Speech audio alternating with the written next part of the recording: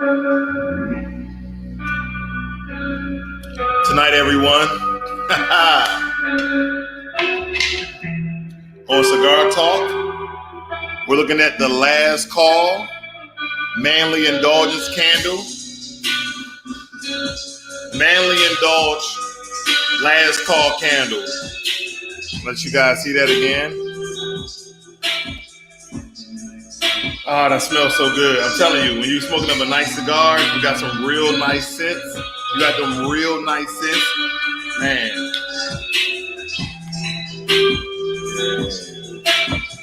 Very, very light scented cigar. Very beautiful. Oh, man, it smells so good. All right, let's get into it with this cigar. I just like that beat. Let that beat ride for a minute in the background. Let it ride for a minute. Yeah. Sometimes you just gotta let loose, relax, calm down, chill. Just take a moment for yourself. Blast the music. Get your stress out from the week and your bosses. Sometimes you just gotta do you. Yeah, see, I'm speaking real tonight. This is how you let go. You don't even want to hear nothing but the beat and the sound. You don't want to hear nobody rapping. You let that beat ride. We're going to get into the conversation tonight, ladies and gentlemen. All right. I'm going to have that just ride in the background. This is Financial Literacy 101. And this evening, we'll be talking about a different array of topics. So when we get into the discussion, please have your comments, anything you would like to say in the chat room. I would try to read it and respond, okay? So with all that being said, it's time to get started.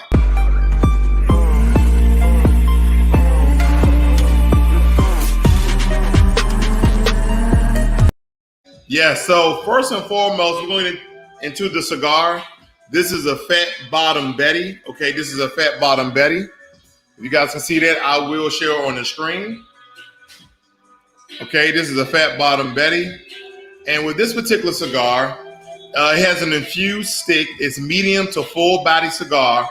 And it has a very complex flavors. You know, vanilla, almost like a chocolate and cocoa type of smell as well, and also taste. So again, this is one of the ones you should be really, this is my favorite cigar, by the way. This is my favorite cigar, by the way. So if you're getting into cigars, this may be a tad bit too strong because again, this is medium to full body strength when you're smoking it. Again, but this is now it's been my favorite cigar, I think since the first time, I enjoy that smoke. So we're going to get into the topic, though. I'm just introducing the cigar. We're going to have a good time. Hopefully everybody got their YouTube iced tea. You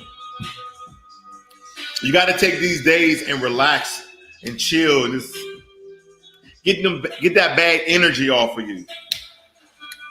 I'm just going to toast the ends very quickly here.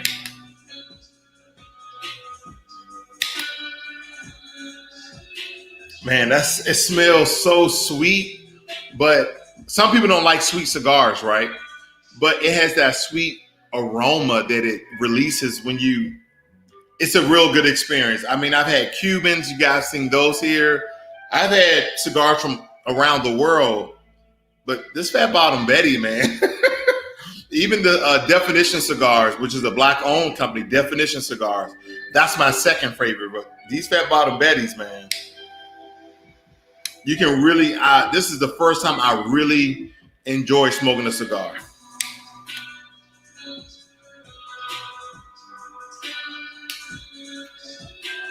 We're going to get into it. All right.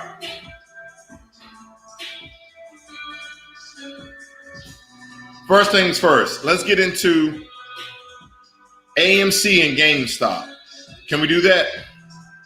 So AMC and GameStop, I apologize for making you guys wait this long, but AMC and GameStop are not investments. Can I say that again? AMC and GameStop are not investments. They are what you call trading stocks. Trading stocks, right? It's almost like craps in the hood. It's a form of gambling.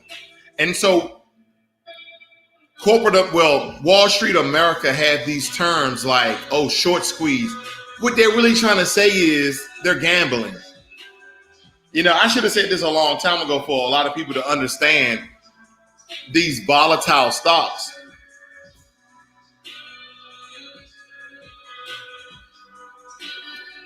And they play in like the government cares that people are playing by the rules. But here's the thing. When it comes to GameStop and AMC, they know that people are not playing by the rules. Whether it be the SEC, the FTC, okay, the Security Exchange Commission.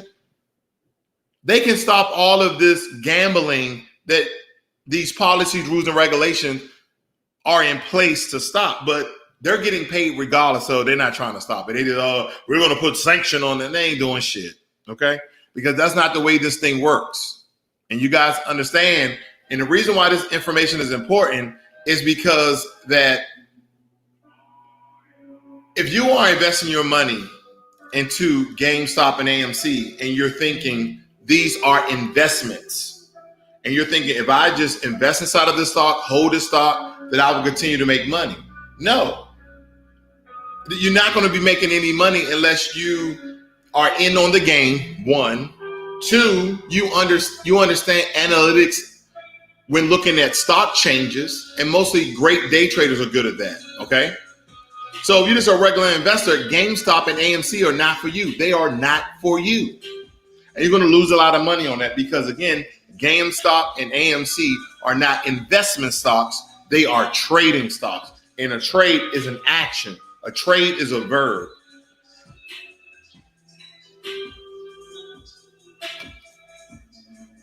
So when I look at this, over the course of the past 3 months, this has been the stock change.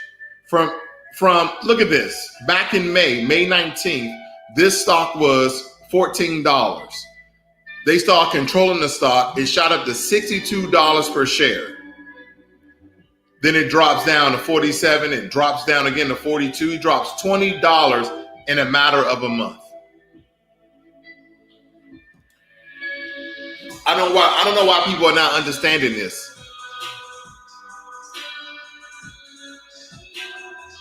I tell the people who look for my advice or information, I say, don't invest in AMC and GameStop. If you are not a experienced investor, these stocks are not for you.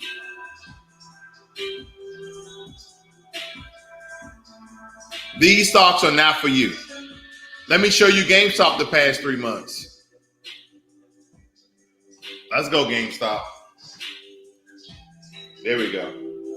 So GameStop back in May was at $180. Shot up to $250 in less than a month, $222. Then it drops down to $248, and then it shot all the way up to $300. And look where it is now, $220, $200. So again, these are stocks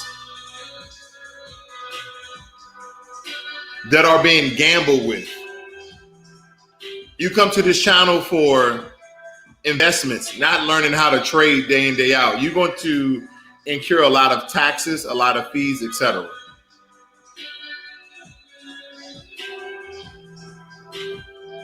We're going to get into it tonight. I hope everybody's having a great evening. So I think it was about 2 days ago, I put on my community page, right? I put on my community page and I said, I asked this question, and I'm going to let you guys look at this very quickly here. I'm going to blow it up. Hopefully everybody can see it. And this is the question that I asked people on my community page, whoever could see it, you know, subscribers, non-subscribers. And I said, if you only had 4 choices to choose from of your financial status, which would it be? Rich, net worth 2 million plus, filthy rich, net worth 1 billion plus, poor, net worth 18 to 30K, and dirt poor, 0 to 17K per year. Okay? Now look at this. Now, this is the dumbest shit I've seen in my fucking life. You heard me correctly. This is the dumbest shit I heard in my fucking life, because I'm thinking people just get on the internet and cap and do weird shit, because this right here don't make any sense to nobody. But I've had comments and people was telling me, well, it's not like I want to be rich. I just want to be well off. What? Let me show you these numbers. What the hell is this? Okay. Rich, 2 million plus. 48% of people answered that over being filthy rich, net worth 1 billion plus at 34%. Now, the people down here saying poor and dirt poor, you know, they capping. You know, they capping, they trolling, they doing all that bullshit online. But ladies and gentlemen, this is financial literacy 101. This is about earning money, investing money, multiplying your money, compounding your money, and stop. And y'all gonna put this bullshit on here? Now, again, I know the people, the poor and dirt poor, they capping. You know, people just trolling and shit online. That's cool. But those two top numbers are very genuine. I'm looking at these numbers. Now, if anybody want to come here live with me and explain why you would want to be a millionaire, why you would be a millionaire over being a billionaire, because some of you may think, oh, being too successful is hurtful. There's a such thing of having too much money. Well, ask Jeff Bezos, ask Bill Gates, ask Oprah Winfrey. Hey, is too much having too much? Or I've heard this dumb shit said before. I heard this dumb shit said before. Well, you know, man, I can do more with less. You can do more with less? That's some psychology bullshit they try to trick you with for you to keep going on in life. You know, it's inspirational. But ladies and gentlemen, you can't do more with less. You do more with more, right? When you had less, you was living in that apartment building. You was living in that trailer park, right? You had less. When you got a better job, or when you maybe got with somebody who had money, didn't that trailer park or didn't that apartment change into a house, bigger rooms, nicer walls? Because with more money, you can get better things. You can do more stuff. You can help your community. I don't understand why people will put that shit online. I don't get it. Does that make any sense at all? Hopefully this is not our community. Hopefully this is not our community where I would rather be a millionaire than a billionaire. You know how many people you can help? Because maybe billions of dollars are too much for you. So you decided, well, I just want a couple of million.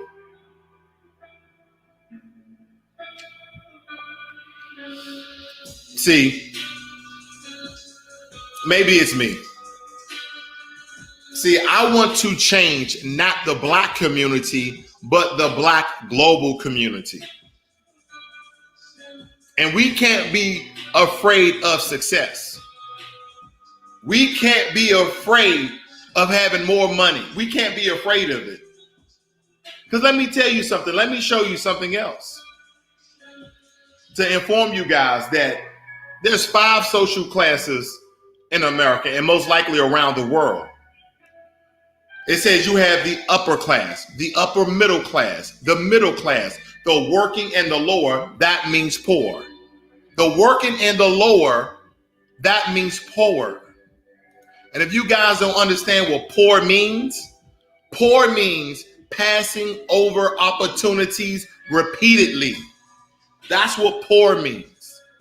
And anytime you are afraid of success, anytime you're afraid of going forward in life, doing more, being more, then you are afraid of actually being successful. You would rather be poor and do nothing for yourself, nothing for your family, nothing for your community. You would rather be poor. See, when I look at other cultures, They're not afraid of success. They want to see how far they can go. They want to see how much they can influence or sometimes control, however you want to look at it. We can't be afraid of success.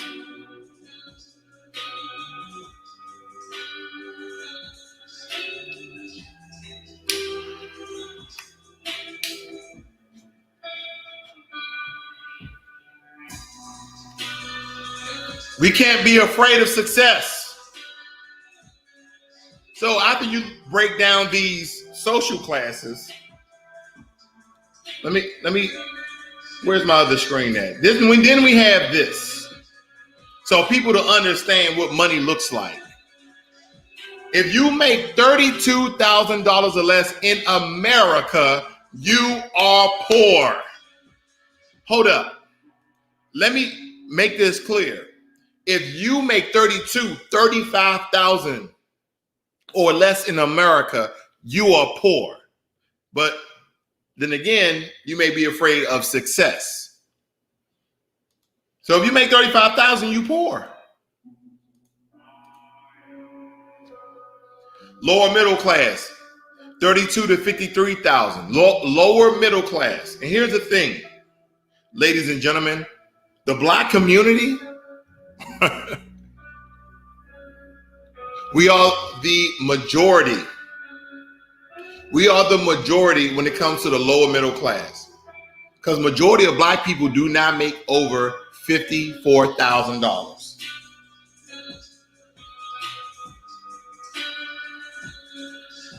Good evening, Jermaine. Are we speaking tonight? We're going to speak real. We're going to speak that shit.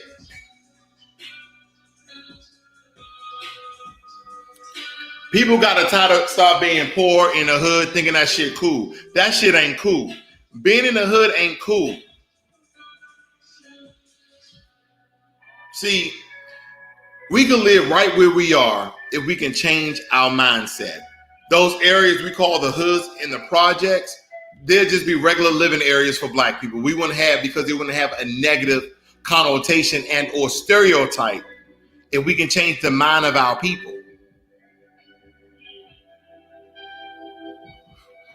And here's the thing. In order to survive and live well in a capitalist society, when in Rome, do as, right, is implied. So you may not agree with the capitalist system. You may not understand the capitalist system. And that's why you should be here listening, using your credit as leverage to buy properties. Because at the end of the day, if you're not going to go over to the last frontier in Alaska and build you up a log cabin, and you want to live a wonderful, nice life where you are in your own room you built, smoke a cigar in a house, got the YouTube iced tea. I'm just saying, you should want better for yourself. And we can't have a poor mentality, passing over opportunities repeatedly. The middle class, 53,000 to 106,000. How many of you are in the middle class, 53,000 to $106,000? Who's in the middle class?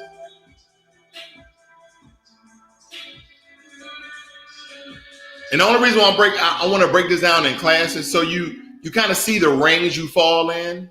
And so when people say the middle class or the upper middle class, you'll know where you fall at, whether it be the lower class, middle class, the upper class, etc. And that's imperative, because when they find out how much you make, when they find out how much money you have, now I understand, or lost my train of thought, because I'm trying to say, basically, based upon your income status, they know your level of influence.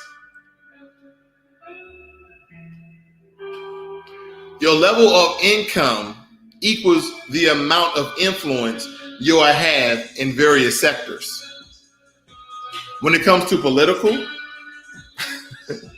they're going to cater to the upper middle class and the rich first, right? Because they're going to be donating largest sum of money to their campaign.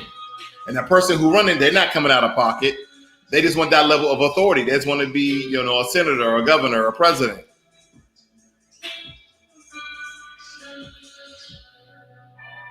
So let's look at this last row really quickly before we move on. Blah, blah, blah, blah, blah. Here we go. Upper income, more than 120,000. And then it says the rich, look at this. The rich is 373,000. Well, think about that. You may not be a millionaire, but who can consider themselves rich? According to U.S. News, if you earn $373,000, roughly $374,000 a year and up, you are rich. Oh, wait a minute, I'm going to take a moment to let that set in. Hold up. If you make $374,000 more a year, you're rich. Oh, shit. Hold on. 1, 2, 3. 1, 2. Am I rich? 1, 2. Hold up. Let me finish drinking this YouTube iced tea. I'm capping. I'm not rich. I just can afford a cigar and some drink.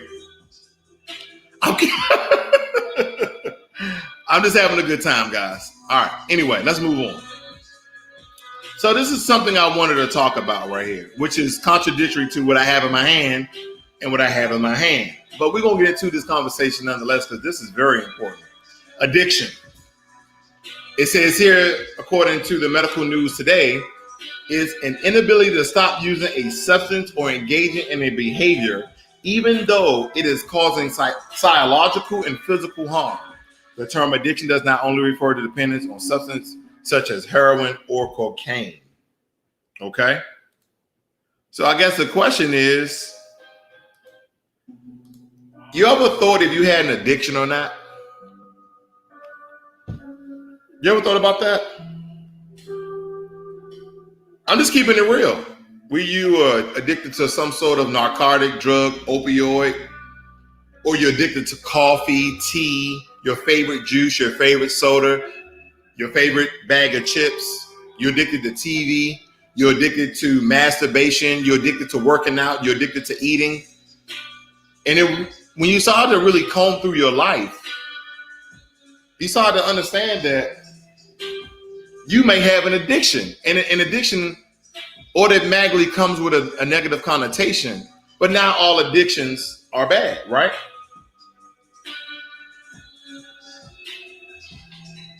Not all addictions are bad. What if you was addicted to reading? I mean, the worst thing that can happen if you become smart as shit, right?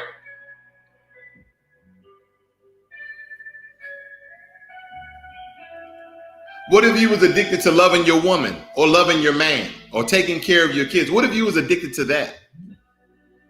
Because we have all these addictions, something that we believe we can't go without. And that's probably hurting you. And you probably are struggling with that. Because a lot of us, even in an addiction, we're in that addiction and we don't know we're in that addiction. And some of those addictions is so socially common that nobody would say, hey, man, I think you're addicted to sodas. Oh, no, man, never. Like every time I see you, you have a soda. Not too many people going to check people on that. I'm just trying to wake us up because a lot of these addiction carries over into our financial life. You know, if you was addicted to, I don't know, eating ice cream or something, I don't know, right? The whole point is you have to feed that addiction. Most addictions cause money in some type of way. Whether it be pornography or alcohol or some sort of drug, you have to fund that. You have to feed that addiction. And then in the black community, the shit I seen growing up in Southeast DC, I wouldn't want none of our kids to go through that. We have that unction sometimes in our community that we want our kids to grow up rough and now they're growing up soft, and we didn't really want to grow up like that, seeing people get killed, people strung out on drugs. The community, right? But now we look at our children and we're like, see, man, we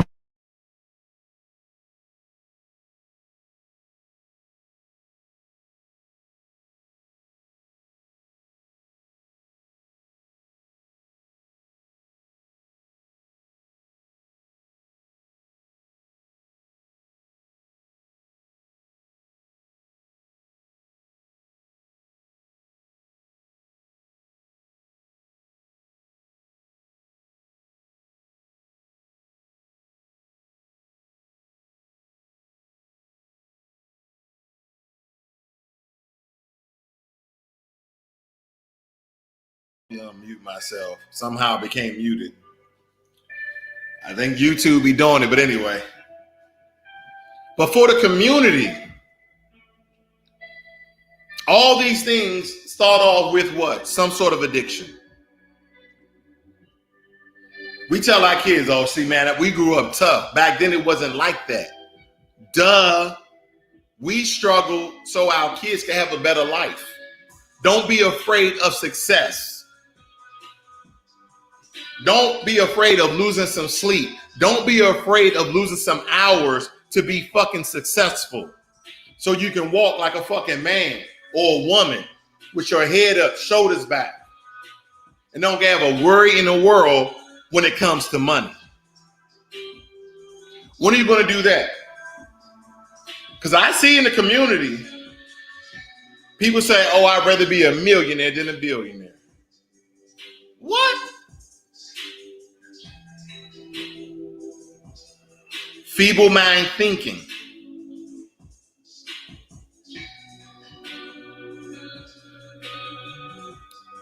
Everybody should be feeding everybody.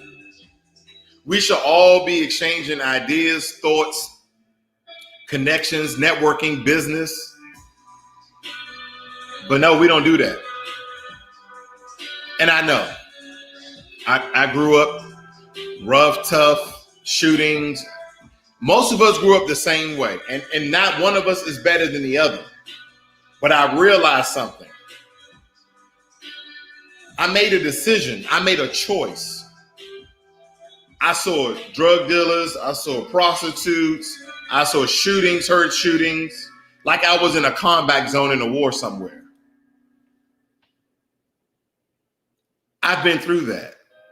So there's no way that I will want my son or daughter or any other kid to experience that. So first we got to change the mind of our people. And see, here's the thing. A lot of us, we get frustrated, even me. When you hear someone who is brainwashed in a sense, or have been so brainwashed or convinced, same difference, of what they're going through is not created by the dominant society. But there's still ways to live a better life, even in a system of white supremacy. You see what I'm saying? You can still live a better life even in white supremacy, where everything is against you. There's still ways within the system they created for you to be successful. Now, people don't really say, oh, the white man keeping me down. They don't really say that no more. They used to say that when I was a little kid. But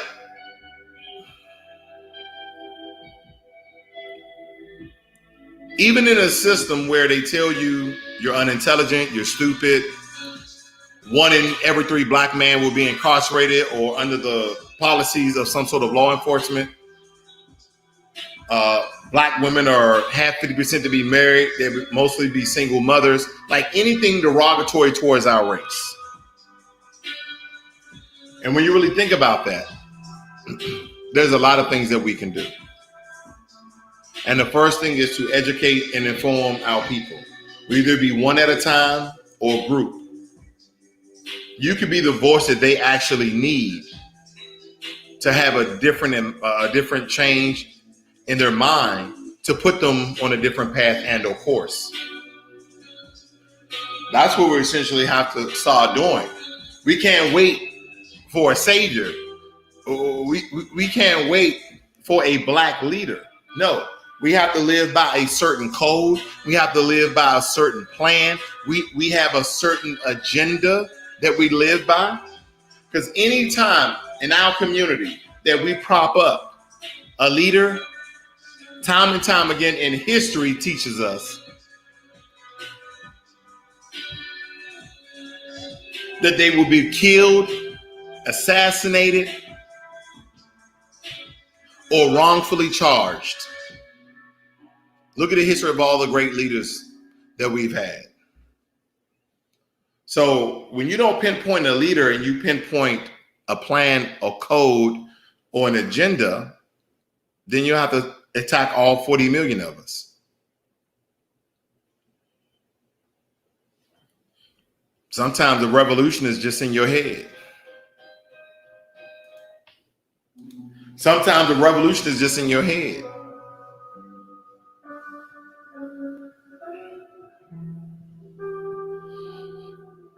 I told you guys tonight I was going to speak real. I don't care how many people on, 1 person, 2 people, whoever want to listen. Because I believe this conversation, when we talk about the community, we talk about the different addictions, we talk about the psychological, barrier that we have about being successful.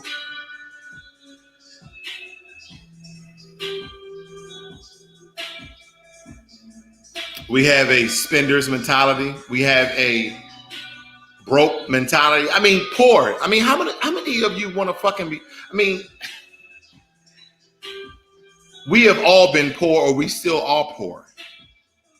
And I realized what poor started to mean when someone broke it down to me. They said poor, passing over opportunities repeatedly. That means you keep doing dumb shit over and over again. It's almost like the same definition of insanity. Because you're passing over opportunities over repeatedly. And here's the thing about opportunities. Opportunities come in 2 ways. They're either given or granted, or you take your opportunity. See, if you wanted to work for IBM, you filled out your resume, you submitted it, you did all the stuff you were supposed to do. You did all the stuff that you were supposed to do. And then they gave you an interview. They gave you an interview.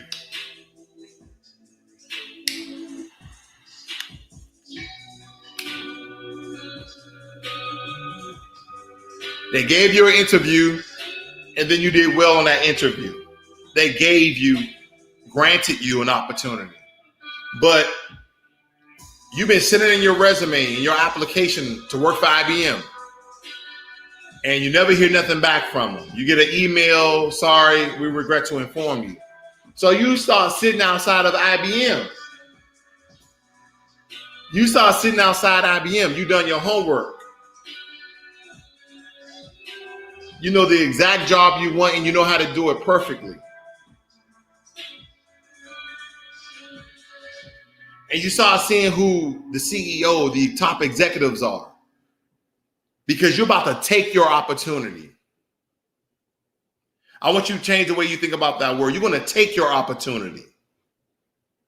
So as you're studying out there with a suit each and every day, taking your notes for 3 or 4 days at a time, you finally get the opportunity to catch a top executive or the CEO or the VP, maybe sitting down reading the newspaper. And you go beside that VP, you go beside that executive and you say, I've applied to this great organization for the past month or two, and I haven't heard any word back. I know that you're the VP. I know that you went to Princeton, Harvard, Brown, and say, I am applying for this job right here. And here's my resume.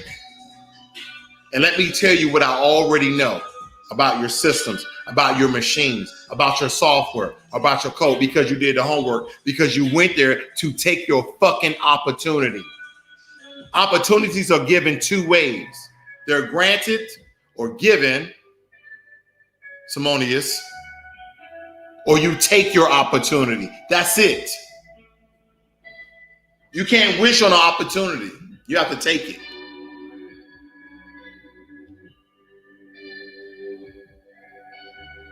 You spend a minute or two speaking to that VP, to that executive, to the CEO that you caught on the campus of IBM, and they was reading a paper. You let them know the situation. You give them your information. You break down a small spiel about what you know. You make sure he got your information, and you slowly walk away. Say, thank you for your time. Let me tell you something.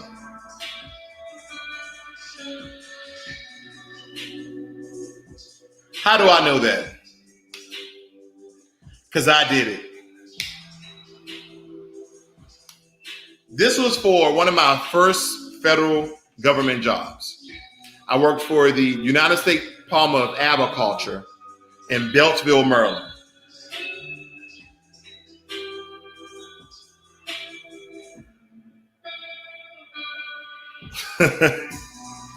That was me who did that. That's how I knew how to take your opportunities. When I was working for the United States Department of Agriculture in Beltsville, Maryland, that is a tactic that I used to get hired. And I got hired on as a computer hardware software guy because I told him I knew about computers.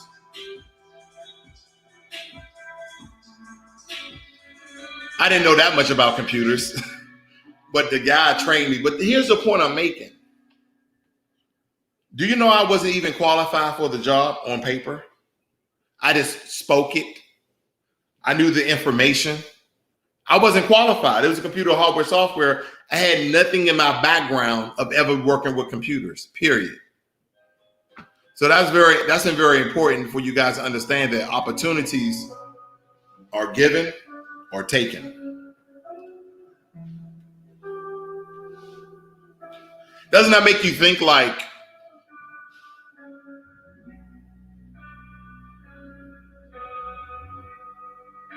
have you ever missed your own opportunity? Have you missed your own opportunity?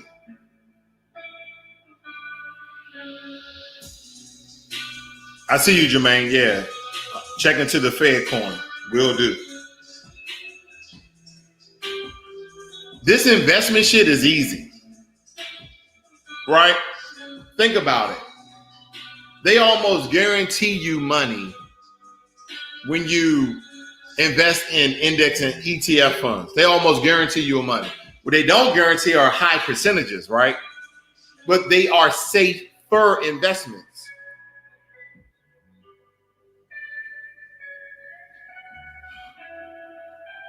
They are safer investments, but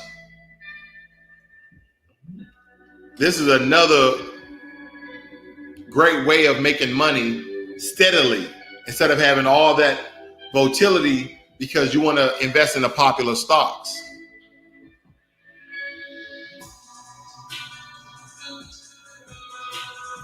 And them popular stocks get your ass in trouble. I played around with think it was AMC.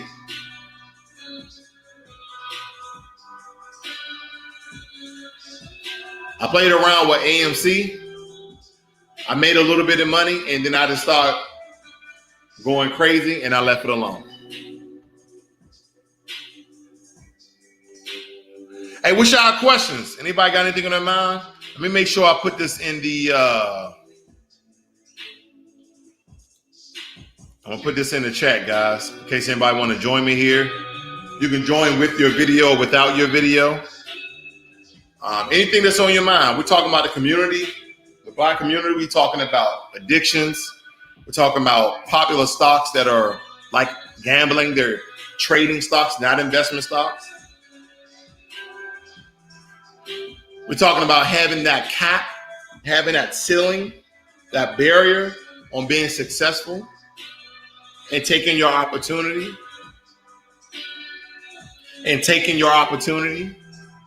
See, you got to say it a couple of times for you to catch you. The only way you've ever heard of opportunity because someone gave you an opportunity. Someone gave you an opportunity, or they may say, "Oh, you earned an opportunity." No.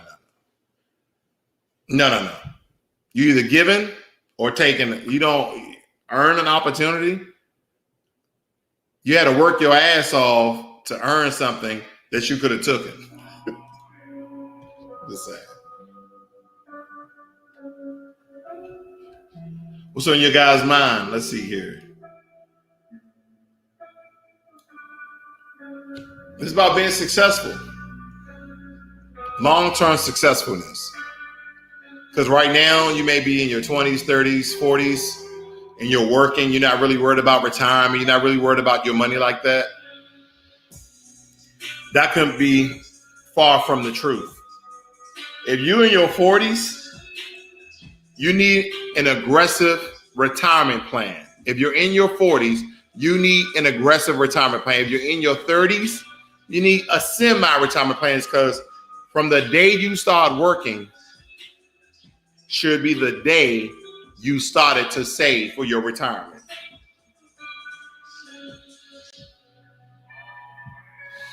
We have to factor in inflation every year, rising costs every year, gouging practice every year. Sometimes they gauge your prices and rise them up. So you have to financially prepare, and depending on where you are in your career or in your journey to save for your retirement, you absolutely have to start to prepare more aggressively the older you are.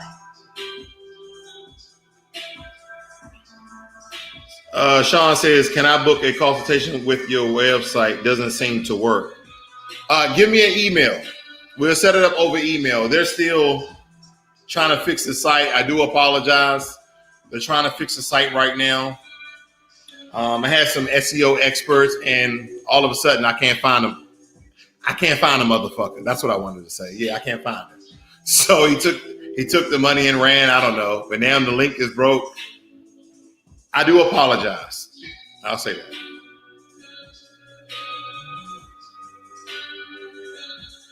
But see, man, this is shit I'm talking about. Building a business, having a business. You're going to have people to scam you out your money, tell you're going to do work for you. But guess what? You plan for that shit. Meaning I got enough money that if somebody get me, it's not going to break what I'm trying to do. So you shall essentially will always want more money. I never understand why people don't want more money. You can do more things with more, not more things with less.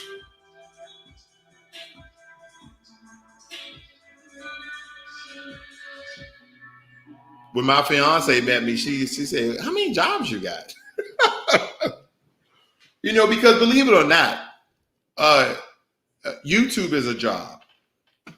At first it's fun, then it becomes a job. But the great thing about this is I'm passionate about what I do. Does that make sense? I'm passionate about what I do.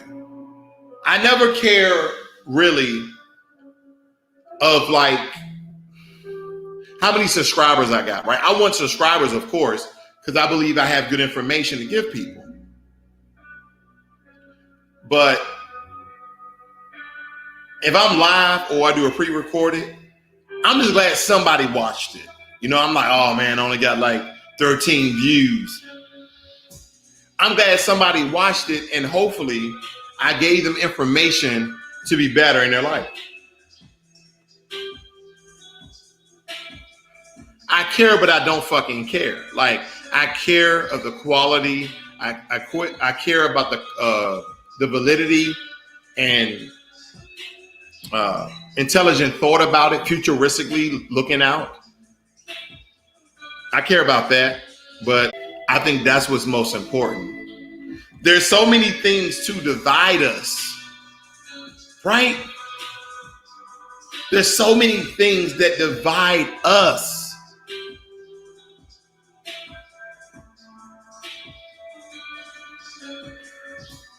But there's not too many things that bring us together. There's not that many things that bring us together.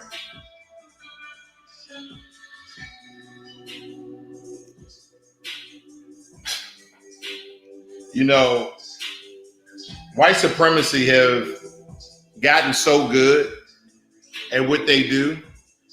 We have the Caribbean black people calling out the black Americans, the black Americans going out against the African Americans that are from Africa. Now, you see what I'm saying? Black Africa, yeah. The Africans that are in America. We have all of that going on in the black community. And even in black America, we have infighting against black America. So not only do we have divide, if you're going to look at, like, say, for instance, if you believe in Pan-Africanism as a whole, as a union, or maybe as a global community, we have more things that divide us and less things that bring us together. And it's like, I'm looking at very intelligent people who have been brainwashed or either sold out. Brainwashed or either sold out on the community.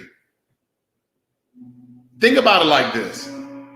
What if unitedly, like when Europeans get with, when white Europeans, Anglo-Saxon Europeans get with white Anglo-Saxon Americans? They're talking about business, money, status, living a good life, living in suburban America, living acres out. They're talking about big shit.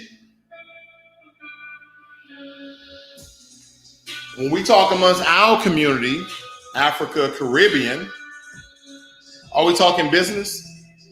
Nope. It's either about race, or it's about originality of some sort. It's about Cardi B talking about Michael B. Jordan should name his, not Cardi B, Nicki Minaj. Nicki Minaj said Michael B. Jordan should name his rum after the Caribbean.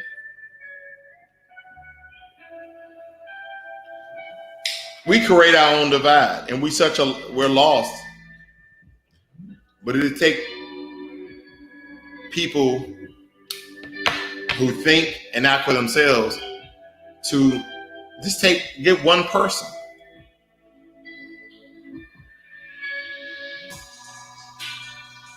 What's on you guys' mind, man? I know I went kind of deep tonight, but like I told you when I first started off, I just had a lot of stuff in my mind that when I look out into the world, and I'm not gonna lie, I live a good life. I'm not going to lie. In my opinion, I'm 10 levels up from where I was in the ghetto.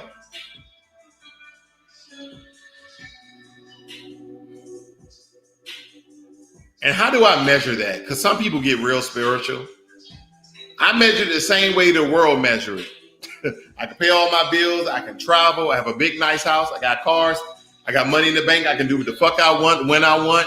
That's how I charge it.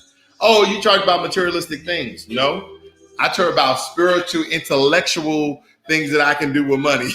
You know what I'm saying? Like, don't play that shit when it comes to money. Your ass just want to eat ginger root and namaste and do Pilates and shit. Nah.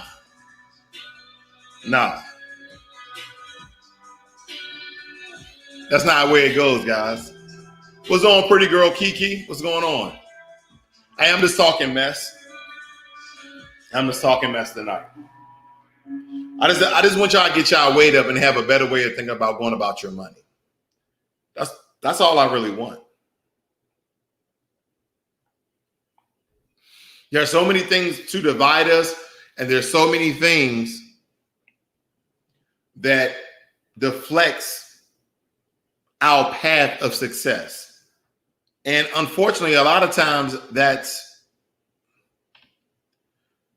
your family, your significant other. There's so many things to deflect you. There's so many things that take you off your course of success. And then being divided within your own race. We have so many layers of divide. We have the division between the Caribbean and Black Americans, Black Americans and Africans. We have this division. Then within the Black American community, we have division. We have classism, where there's a group of blacks that look down on poor blacks, right? Then you have a group of us who just don't care what happens. So all of these are divides in our community that keeps us separated. And when you say separated as a people, when you stay separated as a people, they know that you will not be successful because you're divided. See, a community is like a house. A community is like a house, and there needs to be a foundation. And then you build on that foundation. But if I keep all the materials and all the people confused and scattered, they can never build that house. You can never have a foundation. You can never have a 1-story, 2-story, 3-story and be successful. You never will be that because of the community mindset that we don't have to encompass one another. We have in the sense of hurting one another.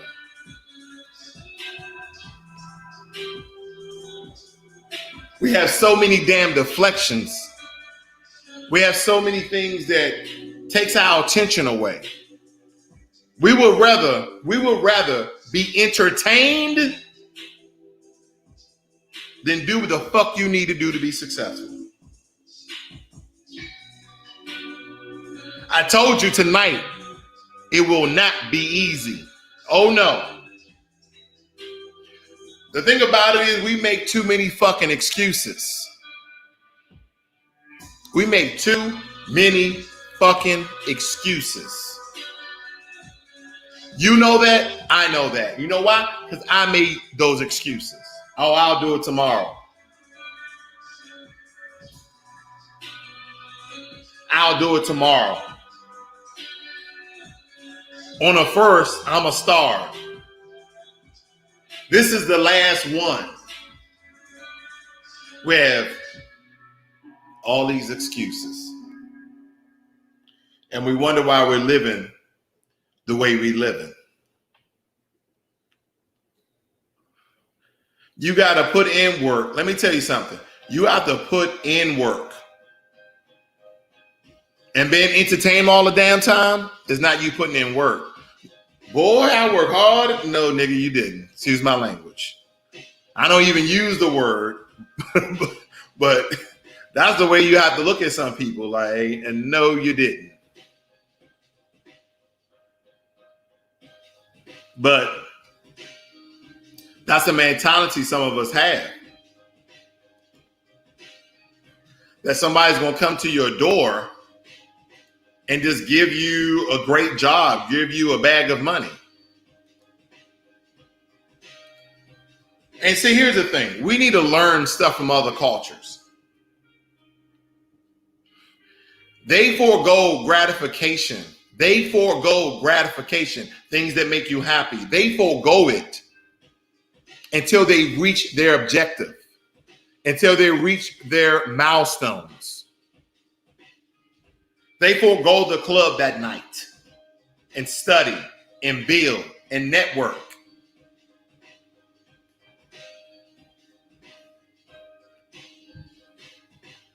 That's what they do. And that's what we have to do. We have to forego gratification. And I know it's hard. Everybody else is doing what everybody is doing. We want to do that too. But successful people sacrifice. Successful people sacrifice for a better life.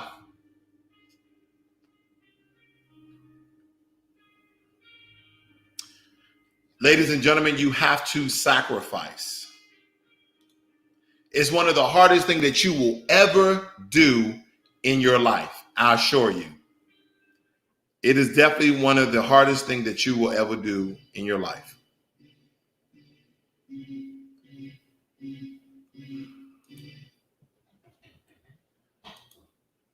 You have to forego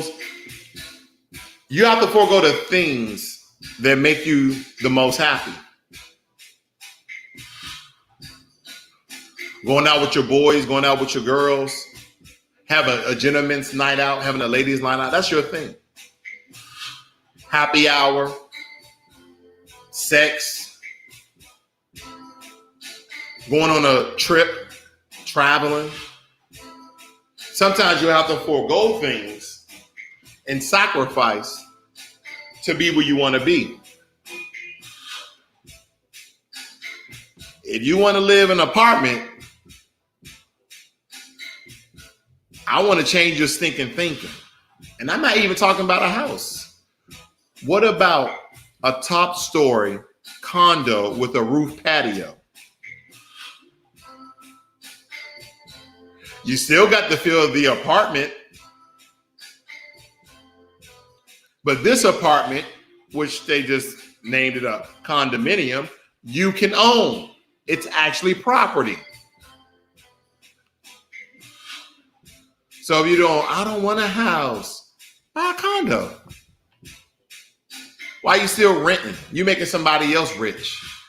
At least you can live in a condo 3, 4, 5 years. And guess what? If you buy it in a nice neighborhood, without fail, that condo will be worth more after that 5-year mark, 3 to 5 year mark, than when you bought it, just like a house. I know what I just did. Some of you were like, yeah, why I'm in this apartment?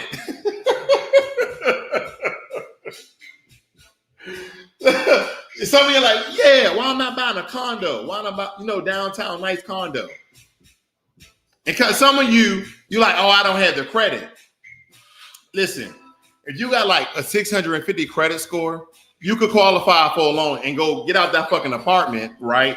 That you paying, I don't know where you live. Let's just say anywhere from $800 to $1,500 a month.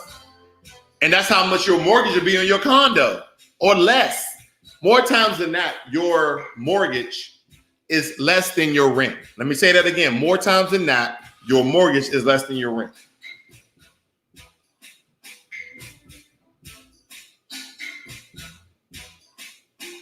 So some of you, hopefully that hit home. Why are you renting an apartment and you can buy a condo?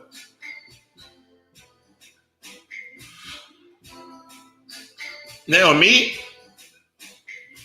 if you go back to some of my videos, I bought a house. This house is big. Okay. Now, a buddy of mine, his house was like 7,000 square feet. And I'm like, this is too big for me, my lady, and our son. Like, it's too big. It's 3,700 plus feet. Now, again, he had 7,000. But anyway, this is 3,700 square feet. And this is the 5th bedroom. That's a studio. 5 bedrooms. was it 4 bath? See, four bathrooms, a gym, a game room, a media room, a laundry room. I'm just like, I got more rooms than people. Then why did you buy it? Investment. There's many ways you can invest in a house. And it doesn't always have to be going out just buying properties, right? Sometimes it's taking a nice size property in a really good neighborhood and live in it and let it build equity. Then you're like, now I'm about to buy the real house I want over here. Strategy. Being financially intelligent. Most rich people got rich over time. See, when Jay-Z was out rapping in Marcy, it's like, Marcy, son, ain't nothing nice. He wasn't a billionaire, was he? He is now 50. Back then, he was in his teens. So it took Jay-Z 20, 30, 40, 50, 40 years to be a billionaire. 40. Rapping, entertaining, singing, whatever.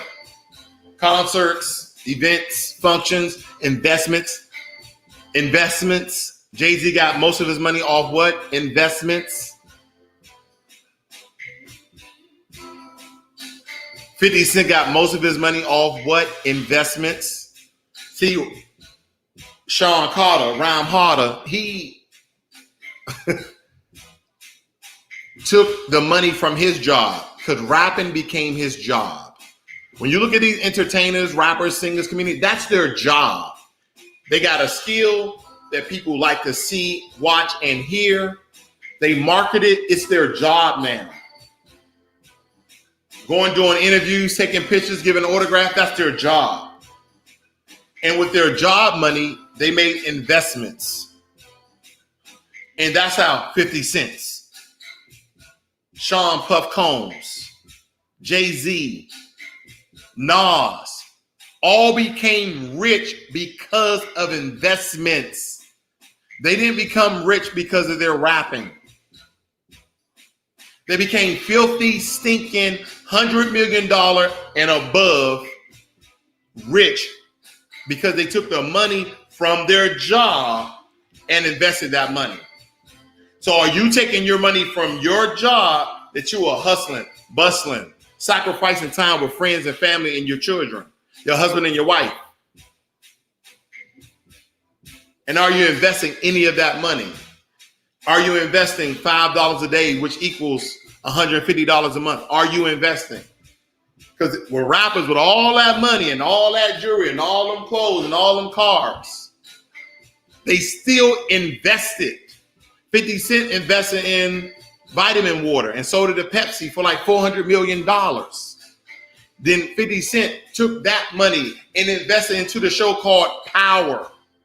Then invested that money from Power and put the money back into Power Book 2. And he just multiplying. Nas stopped rapping. He wasn't been rapping for a long time. Still making investment.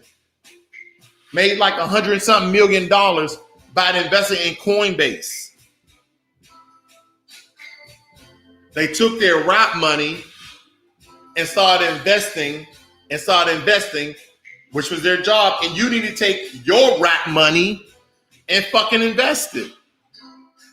Build a good portfolio. No more than anywhere from 3 to 5 stocks. Your individual volatile stocks, 3 to 5. You want to have you like, now this is separate. You got your 5 individual stocks. On the other hand, you have your foundation. Find you 2 to 3 index funds and 2 to 3 bonds that you see consistently make money over and over again, and build your foundation when it comes to your investment portfolio. Because these dudes out here, okay, the only thing they did was take their job money and invest it and became 100 millionaires. Before 50 Cent did the investment with vitamin water and directed it and created the show Power. Before he did that, you didn't hear about 50 Cent being, having that much money. He was worth like $1 or $2 million. But he invested.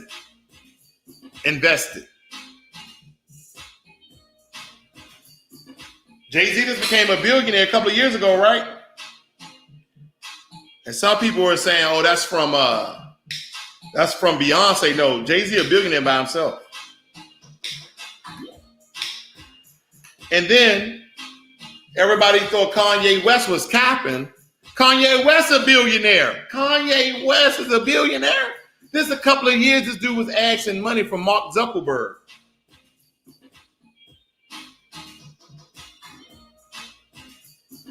But Forbes confirmed it. He is a billionaire. He's worth like $1.8 billion. I know. I'm gonna look at it because some of y'all like, some of y'all, he capping like a motherfucker. Nah, let me show y'all. I was right. Look, I was right like a motherfucker too. Kanye West worth $1.8 billion.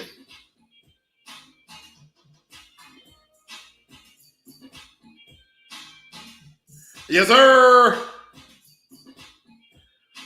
What else they got? Who is richer? See, they playing this bullshit. It don't even matter.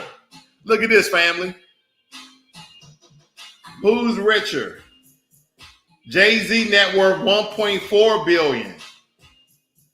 Dr. Dre, $800 million. All these dudes worth $1 billion. I ain't gonna even let the media cap. Dr. Dre became a billionaire when he sold Beats to Apple. Billionaire. Diddy been a billionaire at least 5 years.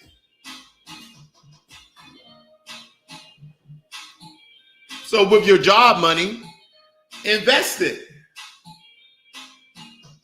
And that's why on Mondays, Wednesdays, and Fridays, I give out a stock review. So when you're building your portfolio or you're trying to change out a stock after you held it for a while, I can give you more information about a stock.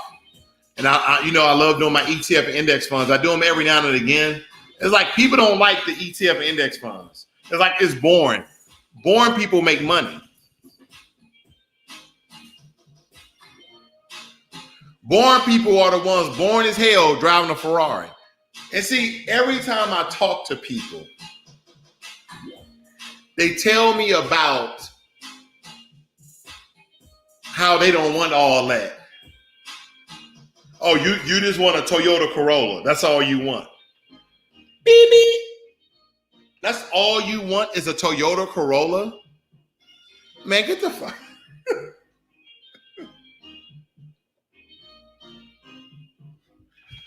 I want to be driven. I want to be in the back with my lady, one of my boys. We chilling, drinking, having a good time. Well, you got to be drinking. We could be conversing because I don't really. This is the first time I drunk this week. I'm not a big drinker, but whatever I want to do, I can do while I'm being driven around. Versus me driving a Toyota Corolla. Maybe I want to be in the back of a Maybach or S-Class or a McLaren. I'm the only one in the back seat. But the point I'm making is, I don't know why we're so scared of success.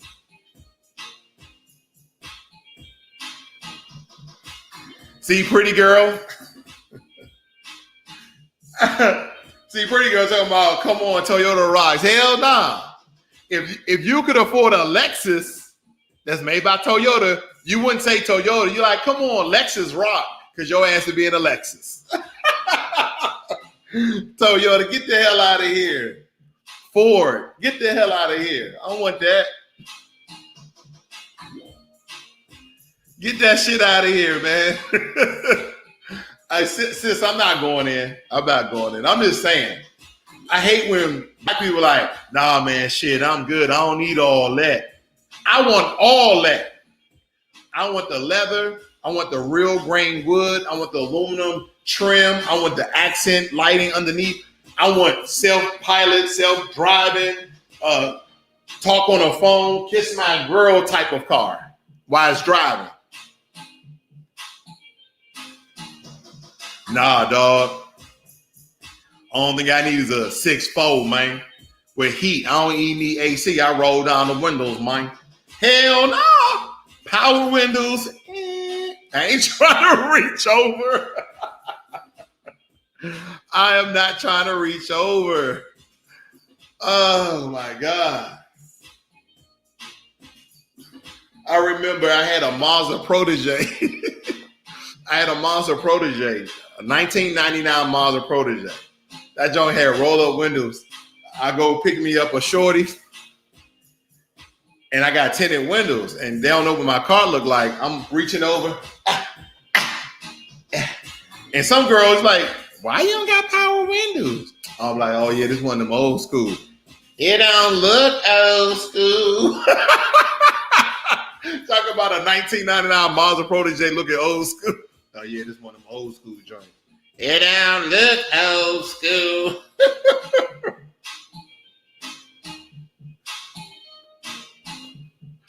I'm just saying. So nobody don't want to be in no little Toyota Corolla, no Ford Focus. You know what I mean? Everybody want that big body Benz. You know what I mean? I'm not saying it's, you know, it's, I'm not saying everybody want a big body Benz, but everybody want a nice car.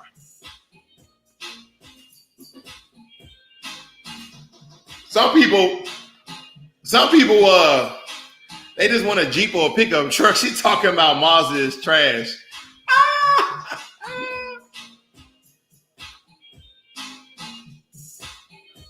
Man, that little Mazda Protege, I had like 134,000 on it before I gave it up. That dude tried to give me 800 for it. I said, I'm at least taking 1,000. Yeah. Now, only thing I drive is foreigns. No. Well, both of my cars are, well, if my lady hear this, the car I have now is a foreign, but both of them are foreign. And I'll tell you something. I'm just going to share some with you guys. Y'all still rocking with me? I'm going to share this with you guys, the car I have. Because when people say foreigns,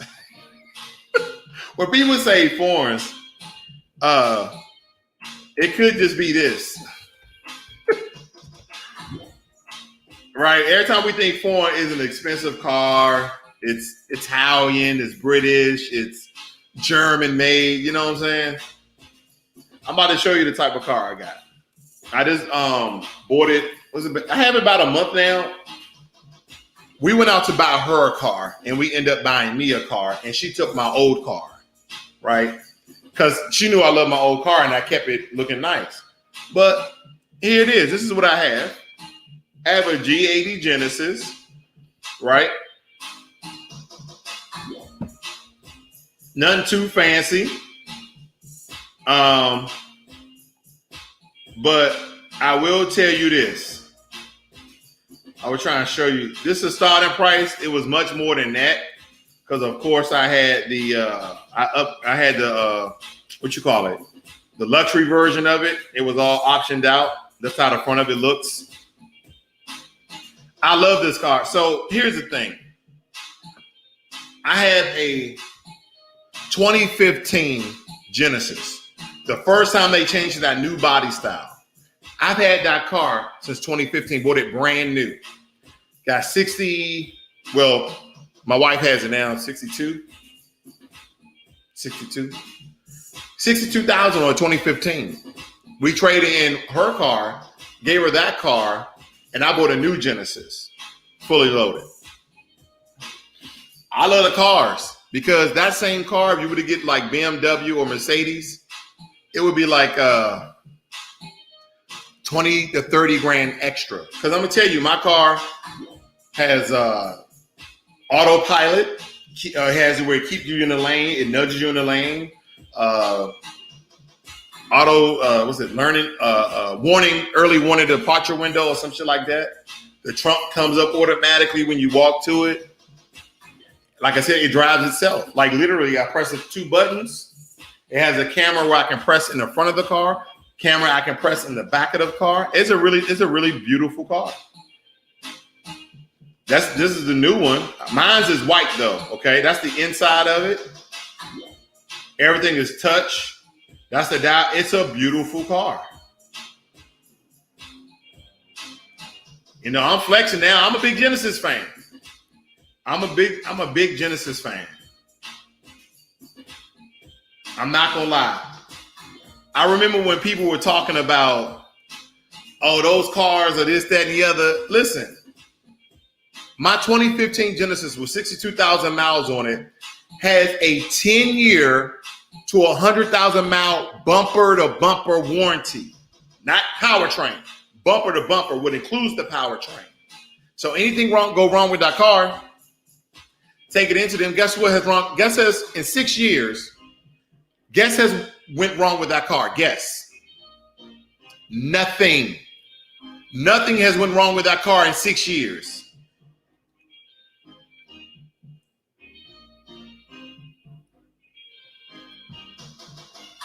Nothing has went wrong with that car in 6 years. See, the reason why they give you 3 years, 36,000 miles is because they know after that damn warranty, most cars start to break down after 3 years. My car at 6 years haven't had an issue yet. And here's the thing. If I had an issue,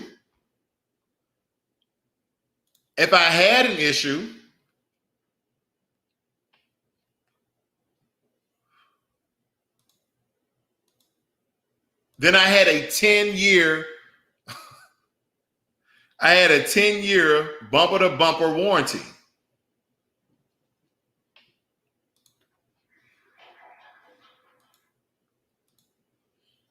Okay? So that's my form.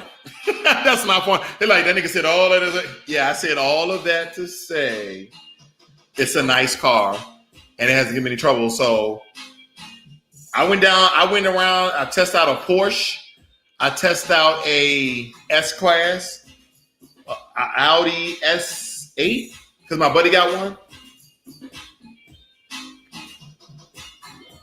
And when I saw the price,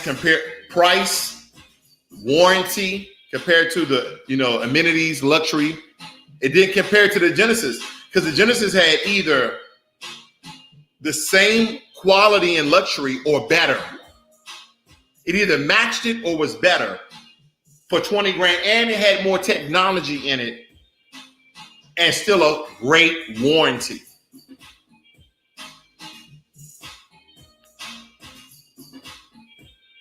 It's really important. Yeah, the autopilot feature is really cool. But ladies and gentlemen, this talk has went full circle 360, and it's basically all about being successful and not being afraid of successful. Because man, I went to my community page and I was shocked. I was like, 48% of people would rather be millionaires, and 34% want to be billionaires. Millionaires are bigger than billionaires? Are you serious right now?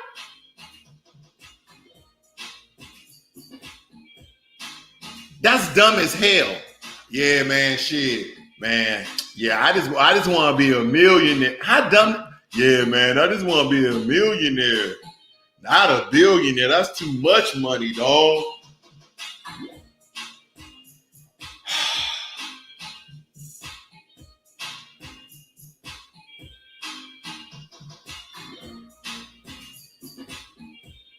See, thank you. And I'm not going to go in on you, but thank you. Pretty Girl says, there is something about being too rich that scares me for some reason.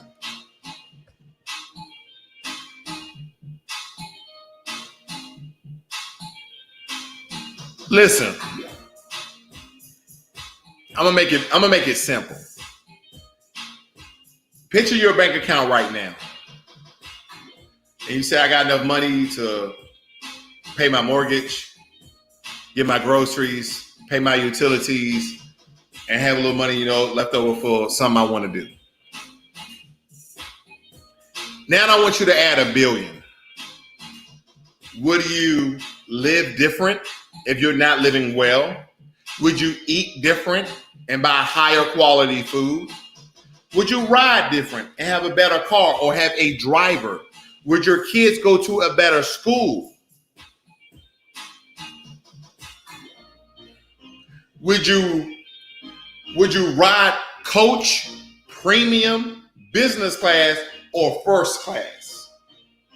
Would you rather be there by the engine, all that noise, in a small chair next to somebody leaning over in your chair or slobbing or snoring?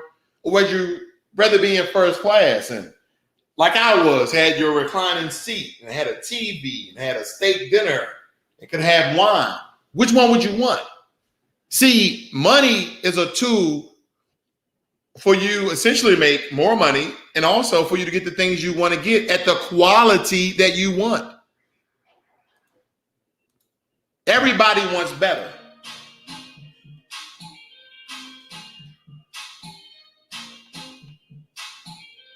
Everybody wants better. So more money just means that you can do better.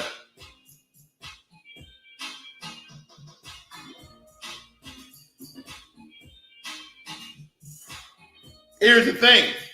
You talk about selling your soul. You work hard, you make the right investments, you network, you become a millionaire. Sell your soul how? You're doing business, you grinding, you working hard, you have the discipline.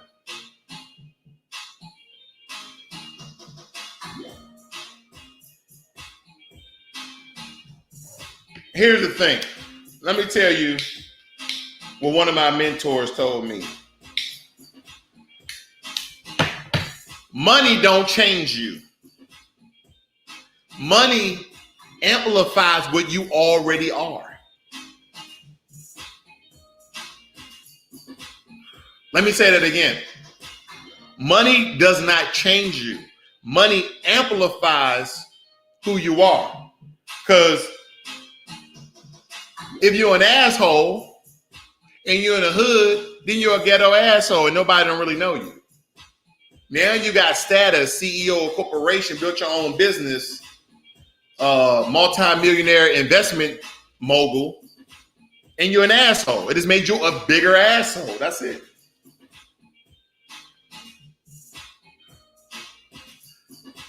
If you're a broke fool, you just be a rich fool. So you shouldn't even have to worry about selling your soul. People who are acting crazy and acting out, this is who they already are, and money amplified that. You heard about Denzel Washington? You heard about Denzel Washington? You hear about him? Me either. And he's filthy rich. You heard about Tom Cruise? You hear anything about Tom Cruise? No. You probably, he divorced her, but that's it.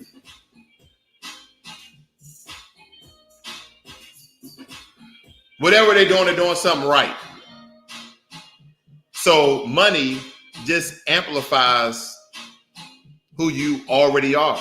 So if you're difficult to deal with, then you're going to even be harder to deal with because now you got more money. Because money gives you freedom.